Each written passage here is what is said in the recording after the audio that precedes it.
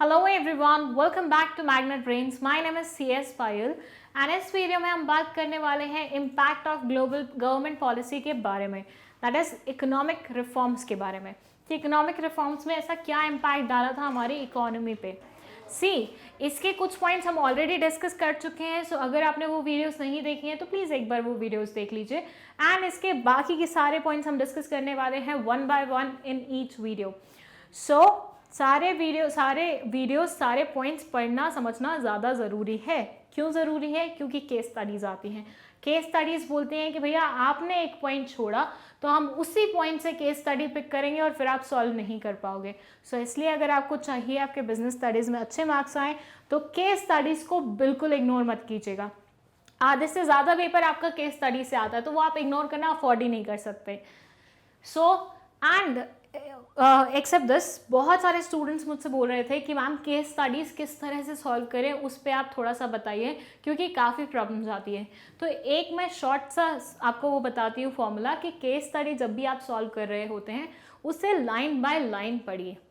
Case study की कोई भी लाइन अननेसेसरी वे में नहीं दी होती है, ठीक है। तो अगर आपको चाहिए कि केस स्टडी आपको समझ में आए तो छोटी लाइन हो बड़ी लाइन हो जैसी मर्जी हो सारी पढ़िए।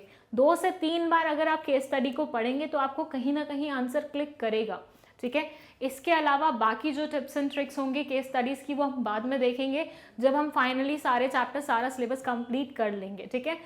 अभी यहाँ पे आप देखिए कि हम ऑलरेडी ये पॉइंट डिस्कस कर चुके हैं। अब हम ये पॉइंट डिस्कस करने वाले हैं, that is rapidly changing technological environment. ये बोलते हैं कि 1991 में जो रिफॉर्म्स आए थे, दैट इज LPG रिफॉर्म्स, जब वो आए तो उसकी वजह से हमारे इंडिया में काफ़ी सारे चेंजेस आए थे।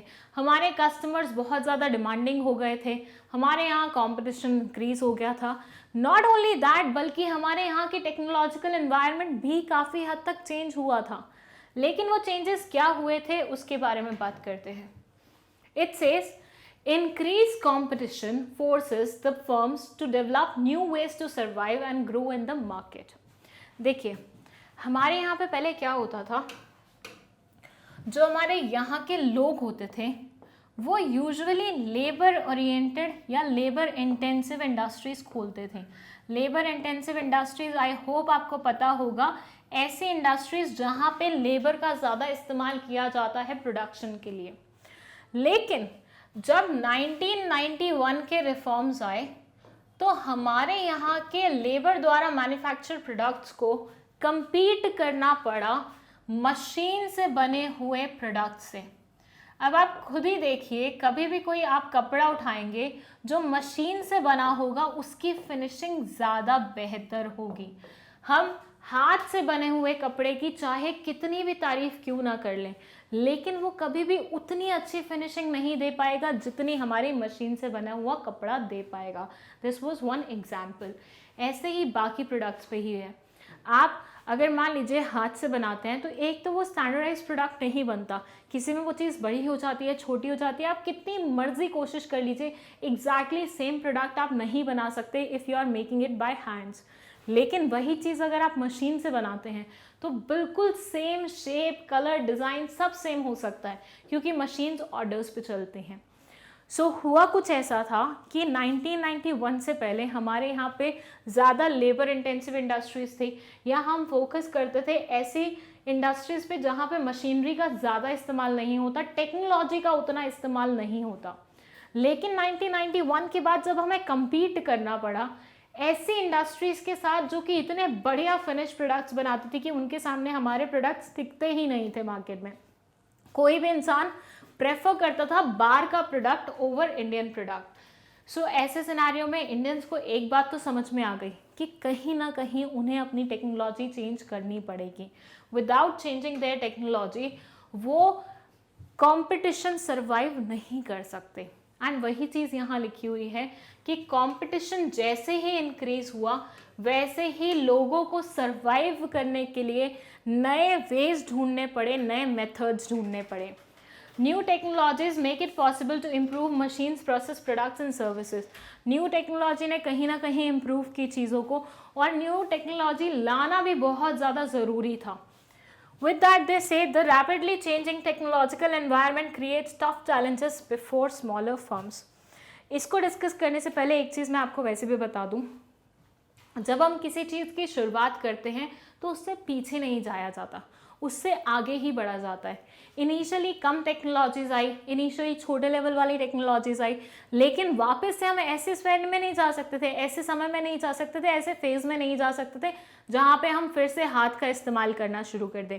तो हमें इससे बेहतर टेक्नोलॉजी पे जाना था, फिर उससे बेहतर टेक्नोलॉजी पे जाना था। तो इस तरह से हमने क्या किया, अपनी टेक्नोलॉजी इम्प्रूव की है और बड़ी बड़ी टेक्नोलॉजीज़ ही इंट्रोड्यूस की हैं।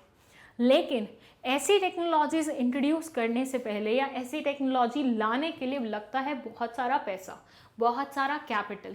तो ऐसे सिनेरियो में जो छोटे मोटे प्रोड्यूसर्स होते हैं, क्या वो इतना भारी भरकम जो खरीदना होता है मशीन्स का, वो अफोर्ड कर सकते हैं?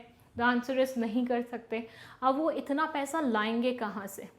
लोन भी ले लें तो बेसिक ही इंडस्ट्री लगा पाएंगे, इतना बड़ा इंडस्ट्री सेट नहीं कर पाएंगे। तो हमारे यहाँ के जो स्मॉलर फर्म्स थे, जो स्मॉल प्रोड्यूसर्स थे, उन्हें कहीं ना कहीं चैलेंजेस फेस करने पड़े, उन्हें बहुत टफ कंपटीशन फेस करना पड़ा। किसी भी अच्छी चीज़ के साथ अगर आपको कंपटीशन कराना है तो उसके लिए बेसिक रिसोर्सेज भी उतने ही लगते हैं, और वो बेसिक रिसोर्सेज कहीं ना कहीं स्मॉल प्रोड्यूसर्स के पास नहीं होते। सो ये भी एक बहुत बड़ा मुद्दा था जो आज भी एज इट इज़ ही है। बहुत बार हमारे यहाँ पे लोग इंडस्ट्रीज़ लगा लेते हैं, लेकिन जब इम्पोर्टेड चीज़ें आती हैं या MNCs द्वारा प्रोड्यूस गुड्स आते हैं तो वो उनके साथ compete नहीं कर पाते और थोड़े टाइम में वो इंडस्ट्रीज़ बंद हो जाती हैं। सो ये एक और इम्पैक्ट है हमारा गवर्नमेंट पॉलिसीज़ का, विच सेज कि टेक्नोलॉजिकल एनवायरनमेंट जो है वो बहुत ही तेज़ी से बढ़ रहा है और आगे भी बढ़ेगा, क्योंकि इसका कोई भी वापस जाने वाला रास्ता नहीं है। और ऐसे में स्मॉल फर्म्स को, स्मॉल प्रोड्यूसर्स को काफ़ी प्रॉब्लम फेस करनी पड़ती है। नाउ आई होप आपको ये पूरा पॉइंट समझ में आया होगा। अगर कोई भी डाउट है आप कमेंट सेक्शन में पूछ सकते हैं। विद दैट, इससे पहले हम जो वीडियोस कवर कर चुके हैं, जो पॉइंट्स कवर कर चुके हैं, वो वीडियो ज़रूर देख लीजिएगा एंड नेक्स्ट वीडियो भी ज़रूर देखिएगा जिसमें हम रिमेनिंग पॉइंट्स कवर करेंगे इससे related. And one more thing, अगर आपको 12th क्लास की या 11th क्लास के बिजनेस स्टडीज़ में कोई भी इशू है तो इस चैनल पे अलग से 2 प्लेलिस्ट बनी हुई हैं 11th एंड 12th की। वहाँ पे सीक्वेंस में हर वीडियो अवेलेबल है, वहाँ पे जाके आप आराम से किसी भी चैप्टर के कोई भी टॉपिक को एक्सेस कर सकते हैं। Thank you so much for watching this video.